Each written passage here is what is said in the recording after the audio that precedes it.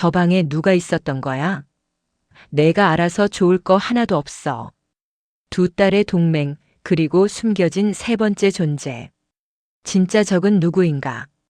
지금 바로 이야기 속으로 들어갑니다. 달콤 예고실 구독과 좋아요, 알림 설정 잊지 마세요. 친밀한 리플리 예고. 엄마라는 사람은 가끔 두 개의 저울을 한 손에 쥐고 산다. 한쪽에는 피를 올리고 다른 한쪽에는 시간을 올린다. 피 한 방울 섞이지 않아도 함께 밥을 먹고 싸우고 울고 웃으며 쌓아온 세월이 있고 종이에 찍힌 숫자 몇 줄로 증명되는 혈연이 있다. 과연 어느 쪽이 더 무거울까? 오늘 건양가 현관문이 2번 울렸다.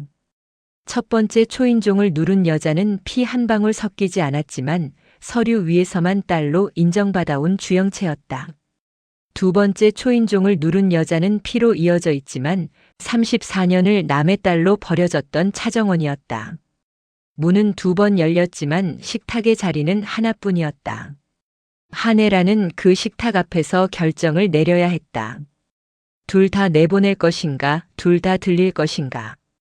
그녀는 가장 위험한 선택을 했다. 둘 다 들이되 둘을 서로 싸우게 만드는 것.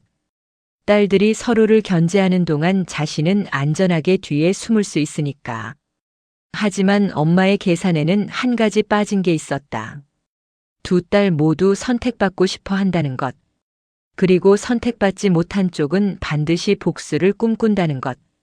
오늘 밤 세 여자의 전쟁이 시작된다. 피와 시간이 부딪히는 전쟁. 저울 위에서 더 무거운 쪽이 남고 가벼운 쪽은 떨어지게 될 것이다. 자, 지금부터 무슨 특별한 사연이 있었는지 바로 시작해 보겠습니다. 1부. 아침 뉴스 화면이 눈앞에서 어른거렸다.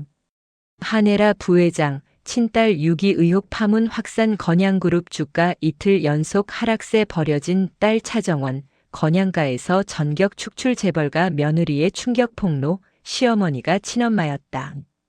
나는 리모컨을 들어 텔레비전을 껐다. 화면이 까맣게 꺼지고 나서도 한동안 멍하니 앉아 있었다. 기범 아빠 집 작은 거실에서 하룻밤을 보냈지만 단 1시간도 제대로 자지 못했다. 아니, 잘 수가 없었다. 내가 저지른 일의 무게가 어깨를 짓눌렀고 동시에 이상한 해방감이 가슴 어딘가를 간지럽혔다. 창밖으로 아침 햇살이 비쳤다.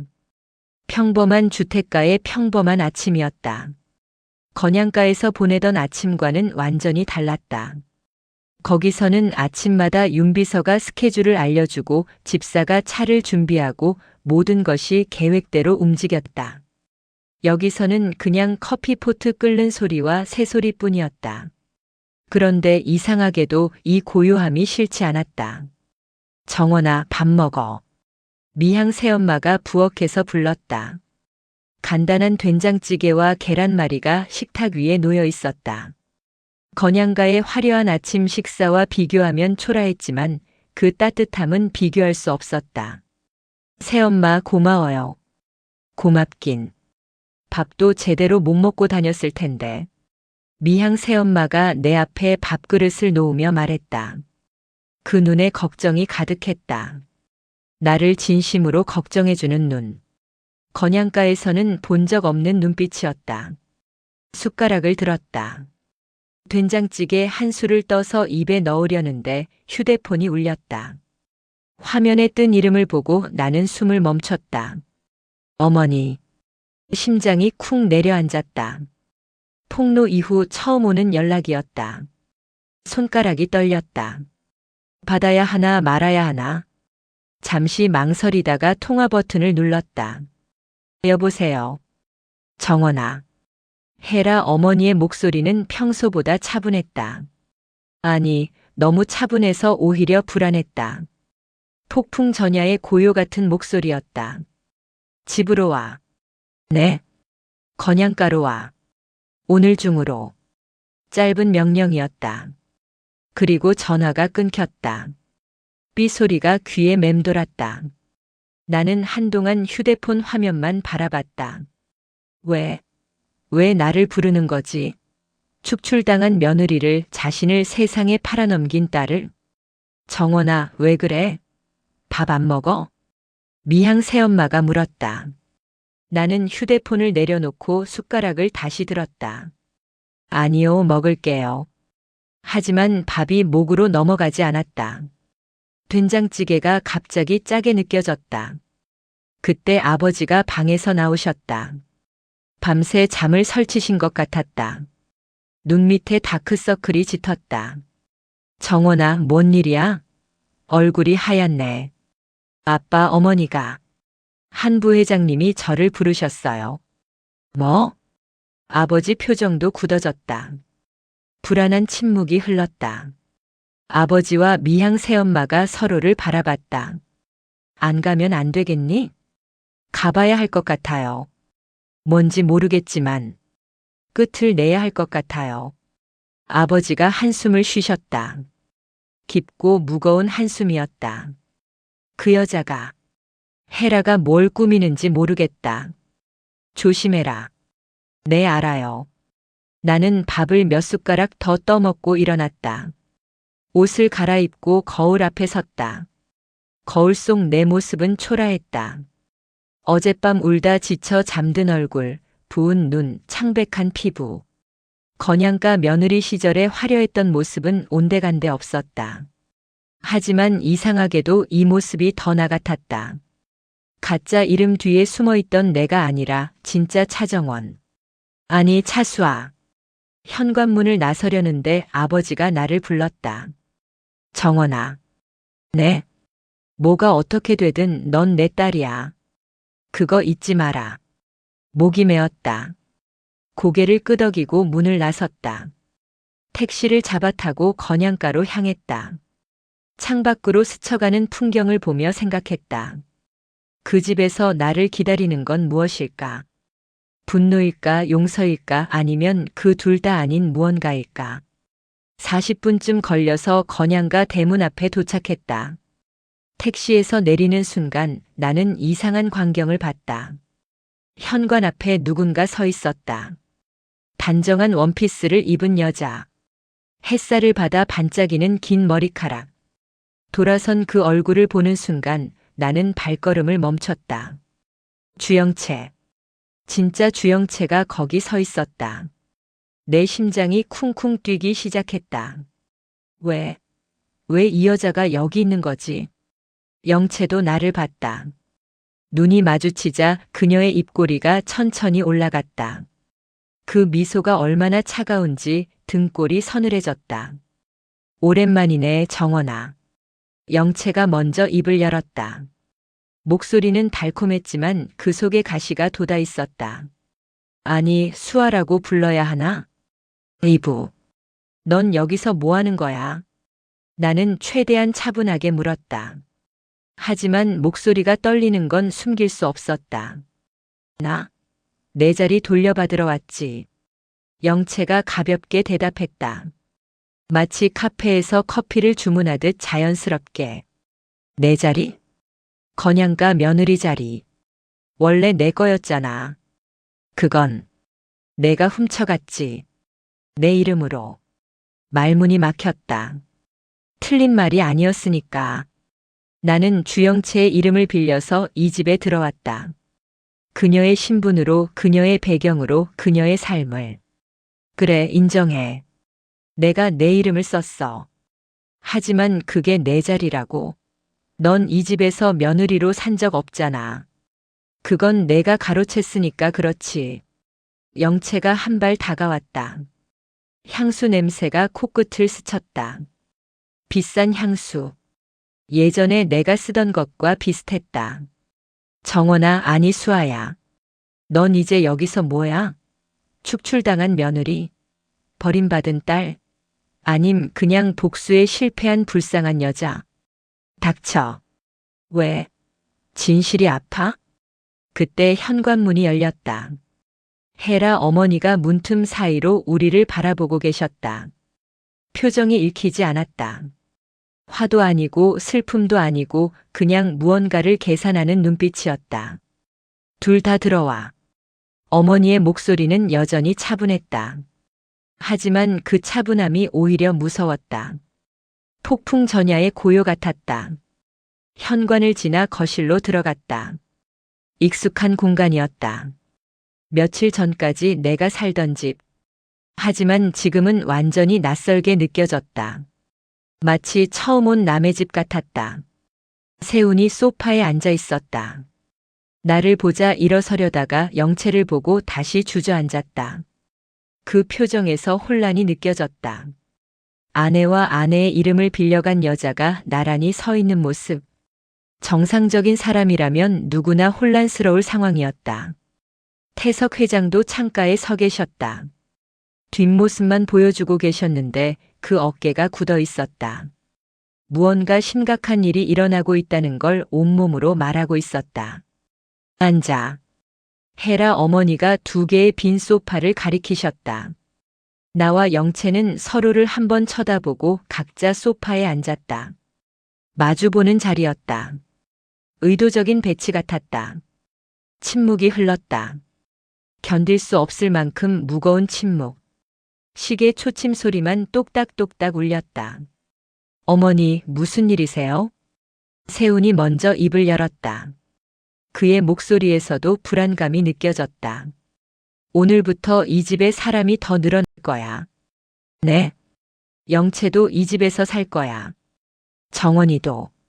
나는 귀를 의심했다. 뭐라고? 둘 다 이 집에서 살라고. 세훈이 벌떡 일어섰다. 얼굴이 붉어졌다. 어머니, 지금 무슨 말씀을 하시는 거예요? 정원이는 제 아내예요. 그리고 영채는 정원이가 내 아내인 건 맞아. 하지만 동시에 내 딸이기도 해. 어머니가 천천히 말했다. 그리고 영채는 비록 피는 안 섞였지만 오랫동안 이 집안과 인연이 있었던 아이야. 그래도 이건 세훈아. 태석 회장이 처음으로 입을 열었다. 돌아서서 우리를 바라보셨다. 내 어머니 결정에 따라라. 아버지, 지금 상황이 어떤지 알지? 주가는 떨어지고 이사회는 들끓고 언론은 우리 집안 얘기로 도배되고 있어. 이럴 때 내부에서 분열되면 다 망해. 세훈이 입을 다물었다. 하지만 표정은 여전히 납득이 안 간다는 듯 했다. 헤라 어머니가 다시 설명하기 시작했다. 목소리가 침착했다. 마치 회의실에서 프레젠테이션 하듯이. 지금 밖은 아수라장이야. 언론은 우리 집안 얘기로 들끓고 주가는 떨어지고 이사회는 내 목을 조르려 하고 있어. 이 상황에서 저 둘을 밖에 내버려 두면 어떻게 될 것 같아? 아무도 대답하지 않았다. 둘 다 각자 자기 얘기를 세상에 퍼뜨릴 거야. 정원이는 버림받은 딸로, 영채는 이용당한 피해자로. 그렇게 되면 건양은 완전히 끝장이야. 어머니가 나와 영채를 번갈아 보셨다. 그 눈빛이 날카로웠다. 우리를 사람이 아니라 체스판의 말처럼 보는 눈이었다. 차라리 같은 지붕 아래 두고 지켜보는 게 더 안전해. 내 눈앞에 두면 무슨 짓을 하는지 알 수 있으니까. 영채가 피식 웃었다. 그 웃음이 너무 자연스러워서 소름이 돋았다. 현명하시네요, 여사님. 적을 가까이 두라는 말이 있잖아요. 그리고 하나 더. 어머니 눈빛이 더욱 날카로워졌다. 차가운 칼날 같았다. 누가 내 진짜 딸인지 내가 직접 보고 결정할게. 그 말에 심장이 쿵 내려앉았다. 결정한다고? 뭘 결정한다는 거지? 나는 이미 당신 친딸인데. DNA가 증명했잖아. 내 몸에 당신 피가 흐르고 있잖아. 그런데 왜 결정을 해야 하는 거지? 영채가 나를 힐끗 봤다. 그 눈빛에서 승리의 확신이 보였다. 마치 이 싸움은 자기가 이길 거라고 말하는 것 같았다. 나는 고개를 돌렸다. 창밖으로 정원이 보였다. 잘 가꿔진 잔디밭과 화려한 꽃들. 아름다웠지만 그 아름다움이 갑자기 가짜처럼 느껴졌다. 이 집은 처음부터 거짓으로 가득 차 있었다. 그리고 지금 그 거짓 위에 또 하나의 거짓이 쌓이려 하고 있었다. 3부. 저녁 식사 시간이 됐다. 건양가의 긴 다이닝 테이블. 12명이 앉을 수 있는 테이블에 고작 5명이 앉았다. 태석 회장, 헤라 어머니, 세훈, 그리고 나와 영채. 빈자리가 유독 크게 느껴졌다. 식탁 위에는 고급 양식 코스가 차려져 있었다. 스테이크, 해산물, 샐러드, 와인. 평소의 건양가 저녁 식사였다. 하지만 오늘은 그 음식들이 전혀 먹음직스럽게 보이지 않았다. 내 자리 앞에 작은 이름표가 놓여 있었다. 금박으로 차정원이라고 적힌 명찰. 영채 자리 앞에도 주영채라고 적힌 명찰이 있었다. 웃기지도 않았다. 이름표가 뭔 소용인가. 우리 둘 다 자기 본명이 아닌 이름을 달고 살아온 사람들인데. 나는 차수아이고 영채는. 영채의 본래 성은 신씨라고 했던가. 포크를 들었다가 내려놓았다. 입맛이 없었다. 맞은편에 앉은 영채는 우아하게 스테이크를 자르고 있었다.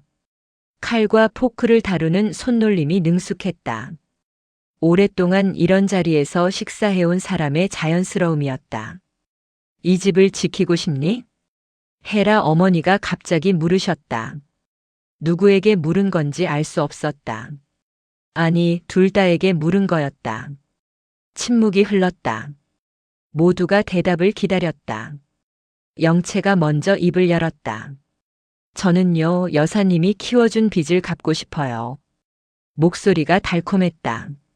하지만 그 달콤함 뒤에 독이 숨어 있다는 걸 나는 알았다. 빚? 네. 어릴 때부터 저를 돌봐주셨잖아요. 비록 친딸은 아니었지만 항상 신경 써주셨고 기회를 주셨고 버린 적도 없고 늘 지켜주셨다고 생각해요. 영채가 미소를 지었다. 완벽한 미소였다. 연습한 듯 자연스러웠다. 그래서 저는 이 집을 지키고 싶어요. 여사님이 만들어 놓으신 것들을 제가 함께 지켜드리고 싶어요. 헤라 어머니가 고개를 끄덕였다. 표정은 읽히지 않았다. 어머니 시선이 내게로 돌아왔다. 정원이 넌? 나는 잠시 머뭇거렸다. 무슨 말을 해야 할지 생각했다. 이 집을 지키고 싶냐고. 건양가를? 재벌가의 화려한 삶을? 저는요. 숨을 한번 들이쉬었다. 진심을 말하기로 했다. 어차피 이미 다 드러났으니까. 지키고 싶은 건 이 집이 아니라 제 인생이거든요. 어머니 눈빛이 흔들렸다. 잠깐이었지만 나는 그 미세한 변화를 놓치지 않았다. 뭐라고? 이 집에서 살든 나가든 그건 중요하지 않아요. 중요한 건 제가 누구인지, 제가 어떻게 살 건지예요. 그게 제가 지키고 싶은 거예요. 세훈이 나를 바라봤다. 그 눈에서 복잡한 감정이 느껴졌다. 놀라움? 안타까움? 아니면 존경? 건양가를 지킬 생각이 없다는 거야? 어머니가 물었다. 목소리가 차가워졌다. 아니요, 그게 아니라. 그럼 뭐야? 똑바로 말해봐. 나는 어머니 눈을 똑바로 봤다. 저는 34년 동안 제가 누군지 모르고 살았어요. 차정원으로, 주영채로, 건양가 며느리로. 이름도 신분도 다 가짜였어요. 이제야 겨우 진짜 제가 누군지 알게 됐는데 다시 무언가를 지키는 역할로 돌아가고 싶지 않아요. 그래서 저는 그냥 저로 살고 싶어요. 차수아로. 당신 딸로. 그게 제가 지키고 싶은 전부예요. 식탁 위로 침묵이 내려앉았다. 포크와 나이프 소리도 멈췄다. 영채가 코웃음을 쳤다. 멋있는 말이네. 근데 그게 현실적으로 가능할까? 내가 뭘 하든 너한텐 상관없잖아. 상관있지. 내가 이 집에 있으면 내 자리가 좁아지니까. 원래 내 자리였어? 영채 얼굴이 굳어졌다. 내가 급소를 찌른 거였다. 애초에 이 집에서 딸로 대우받은 적이 있었나? 난숙 이모의 딸로 이용 가치가 있는 카드로 존재했을 뿐인데. 헤라 어머니가 손을 들었다. 그만해. 식사 중이야. 우리는 입을 다물었다. 하지만 시선은 여전히 서로를 향해 날카롭게 겨누고 있었다. 포크를 든 손에 힘이 들어갔다. 이 식탁은 전쟁터였다. 음식이 아니라 서로를 먹으려는 전쟁터. 사부. 밤이 됐다. 게스트룸이 모자라서, 아니, 일부러 그런 건지 모르겠지만 나와 영채는 같은 방을 쓰게 됐다. 헤라 어머니의 결정이었다. 서로 가까이 있으면 무슨 생각을 하는지 알 수 있을 거야. 그게 어머니가 한 말이었다. 감시라는 뜻이었다. 서로를 감시하게 만드는 거였다. 침대 2개가 나란히 놓여 있었다. 붙어 있지만 어색하게 벌어진 간격. 마치 우리 관계 같았다. 가깝지만 결코 함께할 수 없는. 창가로 가서 창문을 열었다. 밤바람이 시원하게 불어왔다. 건양가 정원의 꽃향기가 코끝을 스쳤다. 창문 닫아. 춥잖아. 영채가 침대에 누우며 말했다. 알았어. 창문을 닫고 침대로 갔다. 불을 끄자 어둠이 내려앉았다. 달빛만 희미하게 창으로 들어왔다. 한동안 침묵이 흘렀다. 영채의 숨소리가 들렸다. 규칙적이지만 잠든 건 아닌 것 같았다. 자? 영채가 먼저 입을 열었다. 아니, 나도. 또 침묵. 내가 진짜 딸이라며? 영채 목소리에 비아냥이 섞여 있었다. 맞아. 축하해. 근데 알지? 진짜라고 다 사랑받는 건 아니야. 그 말이 가슴에 꽂혔다. 맞는 말이었으니까. 나는 진짜 딸이지만 버림받았다. 34년 동안. 피가 섞였다고 해서 사랑이 보장되는 건 아니었다. 언니야말로. 나도 지지 않았다. 가짜로 사랑받는 게 얼마나 힘든지 이제야 느끼지 않아? 영채가 대답하지 않았다. 한참 동안 침묵이 흘렀다. 달빛이 천장에 그림자를 만들었다. 우리 둘 다 불쌍하네. 갑자기 영채가 말했다. 목소리에서 날이 빠져 있었다. 비아냥도 적대감도 없었다. 그냥 피곤한 목소리였다. 뭐? 생각해봐. 너는 피로 이어졌지만 버림받았고 나는 피 한 방울 안 섞였지만 이용당했어. 결국 우리 둘 다 저 여자한테 폐 취급당한 거잖아. 저 여자. 헤라 어머니를 그렇게 부르는 영채를 보며 나는 묘한 감정을 느꼈다. 분노? 안타까움? 아니면 이상한 동질감? 엄마가 아니라 저 여자? 엄마라고 부를 자격이 있어? 친딸 버리고 가짜 딸 키우면서 이용하고. 그게 엄마야? 그래도 뭐. 너도 알잖아. 저 여자가 우리를 어떻게 보는지. 영채가 돌아 누웠다. 등이 보였다. 달빛에 비친 그 등이 왜인지 작아 보였다. 우리는 그냥 카드야. 상황에 따라 꺼내 쓰는 카드. 친딸이든 양딸이든 상관없어. 필요할 때 쓰고 필요 없으면 버리는 거지. 나는 대답하지 못했다. 부정하고 싶었지만 할 수 없었다. 헤라 어머니가 우리를 한 집에 들인 이유를 생각하면 영채 말이 맞았다. 그러니까 뭐. 내가 물었다. 그냥. 우리끼리 싸워봤자 결국 저 여자만 좋은 거라는 생각이 들어서. 영채가 한숨을 쉬었다. 그래도 난 물러서지 않을 거야. 내 자리는 내가 지킬 거니까. 나도. 그래, 그럼 내일부터 다시 전쟁이네. 전쟁? 우린 애초에 전쟁 중이었어. 영채가 피식 웃었다. 어둠 속에서 그 웃음소리가 이상하게 쓸쓸하게 들렸다. 그렇지. 우린 처음부터 전쟁 중이었지. 그리고 더 이상 아무 말도 하지 않았다. 나는 천장을 바라보며 생각했다. 이상했다. 적이어야 할 사람과 나누는 대화가 왜 이렇게 편한 걸까? 어쩌면 우리는 서로를 누구보다 잘 이해하는 사이인지도 몰랐다. 같은 거짓 속에서 살아왔으니까. 같은 여자에게 이용당했으니까. 밤이 깊어갔다. 어느새 영채의 숨소리가 규칙적으로 바뀌었다. 잠든 것 같았다. 나는 여전히 잠이 오지 않았다. 내일은 또 어떤 시험이 기다리고 있을까? 어떤 함정이, 어떤 선택이. 하지만 한 가지는 확실했다. 이 집에서 살아남으려면 나는 더 강해져야 했다. 진실만으로는 부족했다. 전략이 필요했다.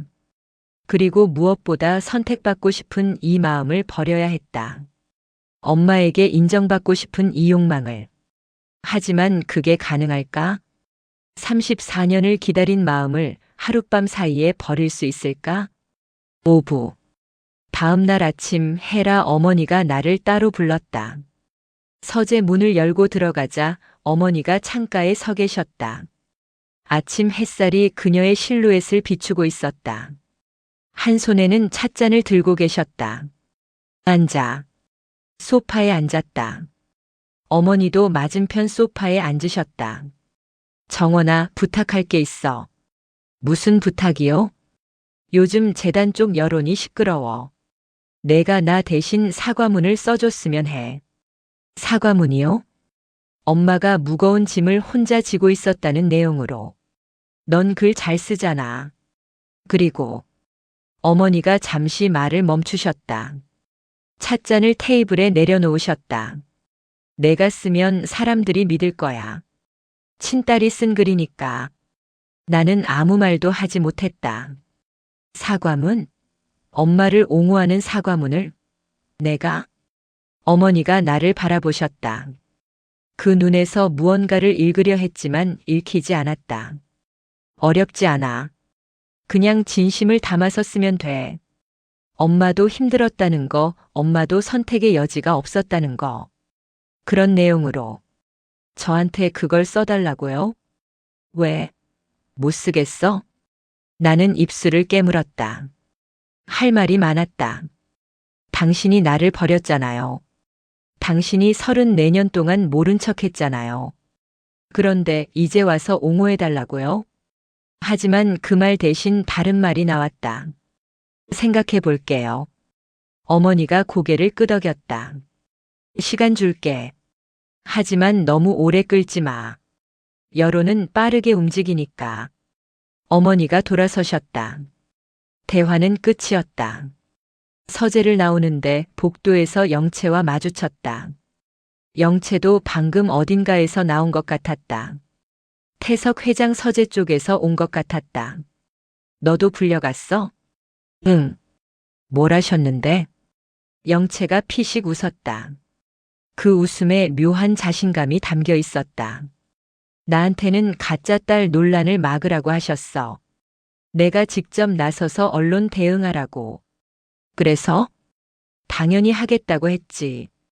이건 내 자리를 지키는 싸움이니까. 영채가 내 옆을 스쳐 지나갔다. 그러다 멈춰서서 돌아봤다. 혹시 넌 뭐 부탁받았어? 사과문 쓰라고. 사과문? 엄마 편드는 글. 영채 눈이 반짝였다. 마치 재밌네라고 말하는 것 같았다. 우리 둘 다 이용당하는 거네. 뭐? 생각해봐. 저 사람은 우리를 서로의 방패로 세우고 있어. 영채가 천천히 설명했다. 내가 언론 앞에서 엄마 편들면 친딸도 엄마를 이해한다는 프레임이 만들어지고 내가 가짜 딸 논란 막으면 건양가가 나를 인정했다는 이미지가 생기지. 그래서 결국 이득 보는 건 저 사람뿐이라는 거야. 우리는 싸우다 지치고. 영채가 돌아서 걸어갔다. 뒷모습을 보며 나는 생각했다. 저 여자 말이 맞았다. 우리는 헤라 어머니의 계산 안에서 움직이고 있었다. 서로 경쟁하면서 서로를 견제하게 만들고 그 사이에 어머니는 안전하게 숨는 구조. 하지만 알면서도 멈출 수 없었다. 왜냐하면 나도 선택받고 싶었으니까. 한 번이라도 내 딸이라고 불리고 싶었으니까. 방으로 돌아와서 책상 앞에 앉았다. 노트북을 열었다. 사과문. 엄마를 옹호하는 글. 손가락이 키보드 위에서 멈췄다. 무엇부터 써야 할지 몰랐다. 저는 한혜라 부회장의 친딸입니다. 그렇게 시작하면 될까? 엄마를 용서합니다. 이렇게 쓰면 될까? 하지만 그 말들이 진심이 아니었다. 아직 용서하지 못했다. 아직 이해하지 못했다. 그냥 인정했을 뿐이다. 당신이 내 엄마라는 것을. 노트북을 닫았다. 이건 오늘 쓸 수 없었다. 좀 더 생각이 필요했다. 6부. 며칠 뒤 건양재단 장학증서 수여식이 열렸다. 기자들이 수십 명 몰려왔다. 장학증서 수여식 자체보다 혜라 어머니와 두 딸의 첫 공식 동반 출석이 더 큰 뉴스였으니까. 대기실에서 메이크업을 받으며 거울을 봤다. 화장한 내 얼굴이 낯설었다. 며칠 동안 제대로 자지 못해서 다크서클이 짙었는데 화장으로 다 덮었다. 완벽한 가면이었다. 준비되셨습니까? 윤비서가 들어와서 물었다. 네. 거짓말이었다. 준비가 안 됐다. 하지만 그렇다고 도망칠 수도 없었다. 연단으로 올라갔다. 혜라 어머니가 가운데 양옆에 나와 영채가 섰다. 카메라 플래시가 쏟아졌다. 눈이 부셨다. 한 부회장님, 두 분 다 딸입니까? 기자 한 명이 소리쳤다. 네. 이 아이들은 각기 다른 방식으로 제 딸입니다. 혜라 어머니가 침착하게 대답했다. 미소까지 띠고 계셨다. 완벽한 연기였다. 실제 혈연 관계는 누구입니까? 가짜 딸을 키워온 이유는 뭐죠? 재산 상속은 어떻게 되는 겁니까? 질문이 쏟아졌다. 어머니는 미소를 유지하며 하나씩 답변했다. 준비된 대답들이었다. 모든 질문에 막힘없이 대응하셨다. 나는 옆에 서서 듣기만 했다. 가끔 카메라를 향해 미소를 지었다. 하지만 그 미소가 얼마나 억지스러운지 나 자신이 알았다. 그때 한 기자가 내게 직격탄을 던졌다. 차정원 씨, 질문 있습니다. 네. 그러면 차정원 씨는 버려진 친딸입니까? 아니면 되돌려받은 카드입니까? 숨이 막혔다. 버려진 친딸, 되돌려받은 카드? 그 두 가지가 뭐가 다른 거지? 어차피 둘 다 아픈 말인데. 저는 말문이 막혔다. 눈가가 뜨거워졌다. 울면 안 돼, 울면 안 돼. 속으로 되뇌었지만 눈물이 차올랐다. 카메라 플래시가 더 거세게 터졌다. 내 흔들리는 표정을 담으려는 거였다. 기자들의 눈이 반짝였다. 좋은 사진을 건졌다는 표정이었다. 질문을 바꾸겠습니다. 기자가 다시 물었다. 물러설 생각이 없었다. 버림받은 딸이 왜 다시 이 집에 온 겁니까? 복수를 위해서입니까? 아니요, 저는. 그럼 돈 때문입니까? 눈물이 났다. 참으려 했는데 참을 수가 없었다.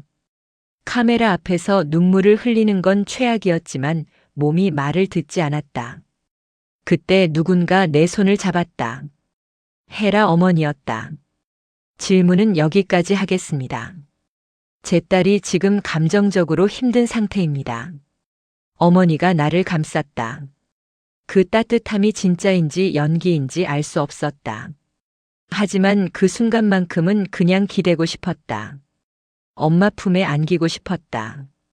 연단에서 내려왔다. 대기실로 돌아가는 복도에서 영채와 눈이 마주쳤다. 영채 표정은 읽히지 않았다. 비웃는 건지 안쓰러워하는 건지. 괜찮아? 영채가 물었다. 의외로 진심이 담긴 것 같은 목소리였다. 응. 거짓말이었다. 괜찮지 않았다. 하지만 영채 앞에서 약한 모습을 보이고 싶지 않았다. 7부. 행사가 끝나갈 무렵이었다. 기자들이 빠져나가고 관계자들이 정리를 시작했다. 그때 뒤편에서 익숙한 목소리가 들렸다. 다들 궁금하죠? 누가 진짜 딸인지. 공난숙이었다. 모두의 시선이 그녀에게로 쏠렸다. 난숙 이모는 손에 서류 뭉치와 사진을 들고 있었다. 화려한 정장을 입고 있었는데 그 눈빛은 차가웠다. 전쟁터에 나온 장군 같은 눈이었다. 뭐 하는 거예요, 난숙 씨? 헤라 어머니 목소리가 얼어붙었다. 진실 게임이죠. 한 집에 두 딸. 웃기지 마세요. 난숙 이모가 서류를 흔들었다. 거기엔 DNA 검사 결과지가 보였다. 이 중 하나는요, 처음부터 당신 편도 아니었어요. 닥쳐요. 헤라 어머니가 다가가 서류를 빼앗으려 했다. 하지만 난숙 이모가 한 발 뒤로 물러났다. 왜요? 진실이 무서우세요? 난숙 이모가 비웃었다. 당신이 평생 숨겨온 거 내가 다 알아요.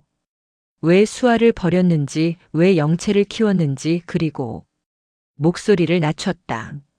하지만 주변 사람들이 다 들을 수 있는 크기였다. 왜 지금 두 딸을 한 집에 들였는지도. 나와 영채는 서로를 바라봤다. 그 순간 둘 다 같은 생각을 한 것 같았다. 혹시 내가 버려지는 쪽인가? 몇몇 기자들은 아직 남아 있었다. 카메라를 들고 이 장면을 찍고 있었다. 이건 나중에 정리하겠습니다. 오늘은 여기까지. 헤라 어머니가 난숙 이모 손에서 서류를 낚아챘다. 구겨진 종이 사이로 글자들이 보였지만 내용은 읽을 수 없었다. 어머니가 냉정하게 말하고 돌아섰다. 하지만 그 뒷모습이 떨리고 있었다. 처음 보는 모습이었다. 완벽하게 통제되던 어머니가 흔들리고 있었다. 난숙 이모가 우리를 향해 돌아섰다. 정원아, 영채야. 잘 생각해. 저 여자가 진짜 누구 편인지. 그리고 행사장을 나갔다. 뒤에는 폭풍 같은 침묵만 남았다. 차를 타고 집으로 돌아오는 동안 아무도 말을 하지 않았다. 헤라 어머니는 창밖만 바라보고 계셨고 나와 영채는 각자의 생각에 빠져 있었다. 난숙 이모가 무슨 서류를 가지고 있는 걸까? DNA 결과지라고 했는데 그게 무슨 의미일까? 이미 내가 헤라 어머니의 친딸이라는 건 밝혀졌는데. 아니면 다른 무언가가 있는 걸까? 건양가에 도착했다. 차에서 내리는데 헤라 어머니가 나를 불렀다. 정원아. 네. 오늘 밤 서재로 와. 할 얘기가 있어. 그리고 먼저 들어가셨다. 뒷모습이 평소보다 작아 보였다. 8부. 그날 밤 건양가는 고요했다. 나는 침대에 누워 천장을 바라봤다. 옆 침대에서 영채의 숨소리가 들렸다. 잠든 건지 자는 척하는 건지 알 수 없었다. 어머니가 서재로 오라고 했다. 하지만 아직 가지 않았다. 무엇을 듣게 될지 두려웠다. 또 어떤 진실이, 또 어떤 충격이 기다리고 있을지. 시계를 봤다.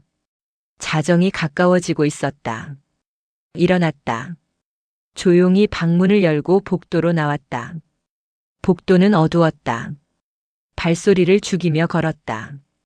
서재로 가려다가 이상한 소리를 들었다. 복도 끝에서 발소리가 들렸다. 몸을 숨겼다. 벽 뒤에서 살짝 내다봤다. 헤라 어머니였다. 불 꺼진 복도를 걸어서 어딘가로 향하고 계셨다. 서재가 아니었다. 다른 방향이었다. 나는 뒤를 밟았다. 숨을 죽이고 발소리를 내지 않으려 애썼다. 어머니가 멈춰 선 곳은 우리 방이 아니었다. 복도 끝에 있는 다른 방이었다. 그 방은 평소에 잠겨 있던 곳이었다. 비어있는 방이라고 들었는데 어머니가 문을 열고 들어가셨다. 나는 문틈 사이로 안을 들여다봤다. 어머니가 침대 옆에 앉아 계셨다. 거기 누워 있는 건 누구지? 어두워서 잘 보이지 않았다. 하지만 분명 누군가 침대에 누워 있었다. 너만 믿을게. 어머니 목소리가 들렸다. 부드러운 목소리였다. 평소에는 들어본 적 없는. 딸 한 명이면 충분해. 우리가 이 집을 지키자. 심장이 멈추는 것 같았다. 딸 한 명? 그럼 다른 한 명은? 어머니가 누군가의 손을 꼭 잡고 계셨다. 그 손이 누구 손인지, 그 침대에 누가 누워 있는지는 보이지 않았다. 어둠이 너무 짙었다. 문이 닫혔다. 어머니가 나오시기 전에 나는 재빨리 우리 방으로 돌아왔다. 침대에 누우니 심장이 미친 듯이 뛰었다. 엄마가 날 골랐을까? 아니면 영채를? 아니, 저 방에 누가 있었던 거지? 혼란스러웠다. 머릿속이 하얘졌다. 그때 옆 침대에서 영채가 돌아눕는 소리가 들렸다. 그녀도 깨어있는 것 같았다. 너도 봤어? 영채가 속삭였다. 뭘? 어머니. 복도에서 심장이 쿵 내려앉았다. 영채도 본 거였다. 응. 누구한테 간 거야? 몰라. 안 보였어. 침묵이 흘렀다. 어둠 속에서 두 여자가 같은 생각을 하고 있었다. 엄마가 날 골랐을까? 내가 속삭였다. 아니면 날 버렸을까? 영채도 속삭였다. 하지만 누가 선택받았고 누가 버림받았는지는 아무도 모른다. 아직은. 한참 후에 영채가 다시 입을 열었다. 저 방 평소에 잠겨 있었잖아. 응. 누가 들어간 거지? 세 번째 사람이 있는 거야? 모르겠어. 아니면. 영채가 잠시 말을 멈췄다. 어머니가 선택한 사람이 거기 있는 건지도 몰라. 우리 둘 중 하나가 아니라 완전히 다른 누군가. 그 말에 등골이 서늘해졌다. 만약 그렇다면, 우리 둘 다 이용만 당하고 버려지는 거라면, 내일 확인해 봐야겠어. 내가 말했다. 같이? 영채가 물었다. 목소리에 망설임이 있었다. 응. 같이. 이상했다. 적과 손을 잡게 될 줄은 몰랐다. 하지만 지금 상황에서는 그게 최선이었다. 진짜 적이 누구인지 알아내기 전까지는. 밤이 깊어갔다. 눈을 감았지만 잠이 오지 않았다. 엄마가 선택한 사람은 누구일까? 그리고 나는 어디에 서 있는 걸까? 에필로그. 엄마라는 사람은 가끔 두 개의 저울을 한 손에 쥐고 산다. 한쪽에는 피를 올리고 다른 한쪽에는 시간을 올린다. 피 한 방울 섞이지 않아도 함께 밥을 먹고 싸우고 울고 웃으며 쌓인 세월이 있다. 그리고 종이에 찍힌 숫자 몇 줄로 증명되는 혈연이 있다. 오늘 그녀는 저울의 어느 쪽에 더 무게를 실었을까? 그리고 나는 엄마가 내려놓지 않은 쪽에 추로 남게 될까? 아니면 아무 저울에도 올려지지 않는 사람이 될까? 알 수 없다. 아직은. 하지만 한 가지는 알겠다. 선택받고 싶은 마음. 그 마음이 나를 이 집에 붙들어 두고 있다는 것. 증오보다 강한 건 사랑이 아니다. 인정받고 싶은 욕망이다. 나는 엄마가 나를 딸이라고 불러주기를 기다리고 있다. 34년을 기다렸으니까 조금 더 기다릴 수 있다. 아니, 기다려야만 한다. 왜냐하면 그게 내가 여기 있는 이유니까. 하지만 오늘 밤 본 것은 나를 흔들어 놓았다. 엄마가 선택한 사람이 나일 수도 있고 영채일 수도 있고 혹은 우리 둘 다 아닐 수도 있다. 그 진실을 알아내기 전까지 나는 이 집에서 버틸 것이다. 적이든 동지든 영채와 함께. 왜냐하면 지금은 서로가 서로에게 필요하니까. 내일이 되면 또 전쟁이 시작될 것이다. 하지만 오늘 밤은 그냥 이대로 누워있고 싶다. 엄마의 선택을 기다리면서, 나를 선택해달라고 속으로 빌면서, 창밖으로 달빛이 들어왔다. 차가운 빛이었다. 하지만 그 빛 속에서도 나는 여전히 따뜻함을 찾고 있었다. 엄마라는 이름의 따뜻함을. 저 방에 누가 있었던 거야? 내가 알아서 좋을 거 하나도 없어. 두 딸의 동맹, 그리고 숨겨진 세 번째 존재. 진짜 적은 누구인가?